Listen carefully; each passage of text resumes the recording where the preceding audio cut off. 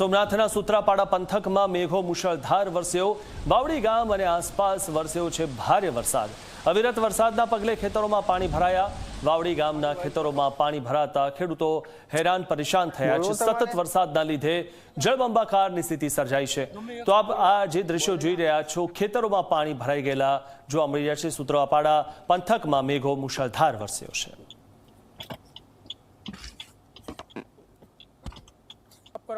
ગીર સોમનાથ જિલ્લામાં સતત ત્રીજા દિવસે વરસાદના કારણે જળબંબાકારની સ્થિતિનું નિર્માણ થયું છે। ત્યારે સૂત્રાપાડા વિસ્તારના વાવડી ગામની વાત કરવામાં આવે તો વાવડી ગામના જે ખેતરો છે તે ખેતરોમાં પાણી ભરાયા છે અને જે પાણી ભરાવાના કારણે જે ખેડૂતોનો પાક છે તે પાક પણ ડૂબી ગયો હોય તેવું દ્રશ્ય જોવા મળી રહ્યું છે।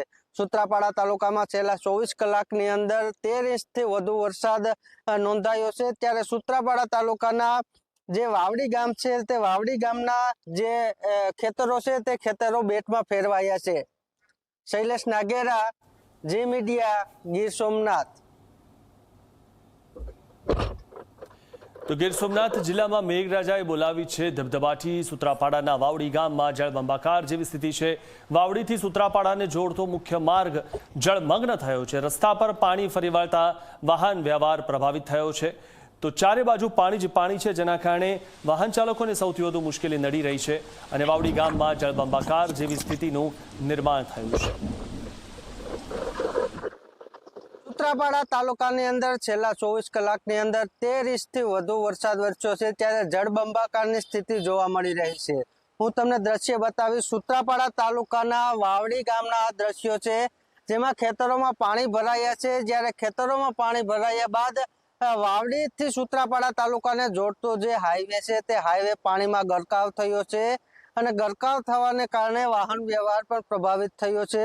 હું હાલ તમને દ્રશ્ય બતાવીશ કે જી મીડિયાની ટીમ છે તે ગ્રાઉન્ડ રિપોર્ટ પર પહોંચી છે અને ગ્રાઉન્ડ રિપોર્ટિંગ કરી રહી છે। ત્યારે વાવડી ગામના આ જે મેન રસ્તો જોડતો સૂત્રાપાડા તાલુકાનો છે, વાવડીથી સૂત્રાપાડા સુધીનો રસ્તો છે તે પ્રભાવિત થયો છે, જેના લીધે વાહન વ્યવહાર પણ પ્રભાવિત થયો છે। ત્યારે આ દ્રશ્યોમાં જે ખેતરોમાં જે પાણી ભરાયા છે, પાણી ભરાવાના કારણે જે ખેડૂતોનો જે પાક જે વાવેલો હતો તે પણ દેખાવો મુશ્કેલ બની ગયો છે અને મેન જે રસ્તો છે તે રસ્તો પણ પ્રભાવિત થયો છે। ત્યારે ગીર સોમનાથ જિલ્લામાં મેઘરાજા મહેરબાન છે અને ફરી મેઘ સવારી ચાલુ થઈ છે। ત્યારે જી મીડિયા દ્વારા ગ્રાઉન્ડ રિપોર્ટિંગ કરવામાં આવી રહ્યું છે। શૈલેષ નાગેરા, જી મીડિયા, ગીર સોમનાથ। ગીર સોમનાથ જિલ્લામાં સતત વરસાદે હવે મુશ્કેલી વધારી છે। સૂત્રાપાડામાં સતત ત્રીજા દિવસે વરસાદી માહોલ અને સતત વરસાદ બાદ ખેતરો જળબંબાકાર થયા છે।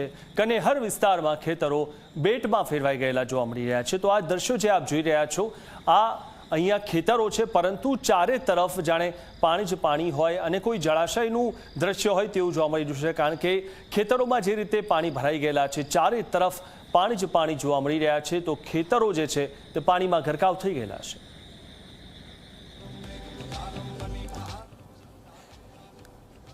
તો ખેતરો પાણીમાં ફેરવાયા અને બેટમાં ફેરવાયા અને સાથે જ જે ડાલા મથ્થા છે તે પણ હવે રસ્તા પર આવી ગયા છે, કારણ કે વરસાદ પડતા જ જે ડાલા મથ્થાના જે રહેણાંક વિસ્તારો છે ત્યાં પણ પાણી ભરાયા છે, જેના કારણે હવે તેઓ રસ્તે આવી ગયા છે।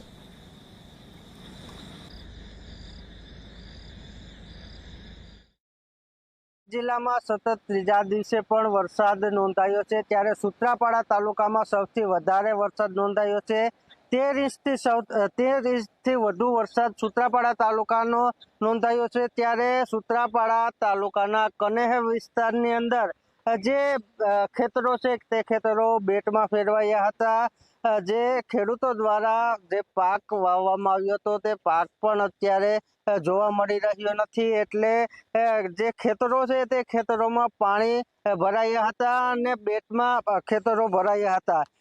ગીર સોમનાથ જિલ્લામાં આજે સતત ત્રીજા દિવસે પણ વરસાદ વરસી રહ્યો છે। ત્યારે સૂત્રાપાડા તાલુકામાં સૌથી વધારે વરસાદ નોંધાયો છે। 13 ઇંચ જેટલો વરસાદ નોંધાયો છે।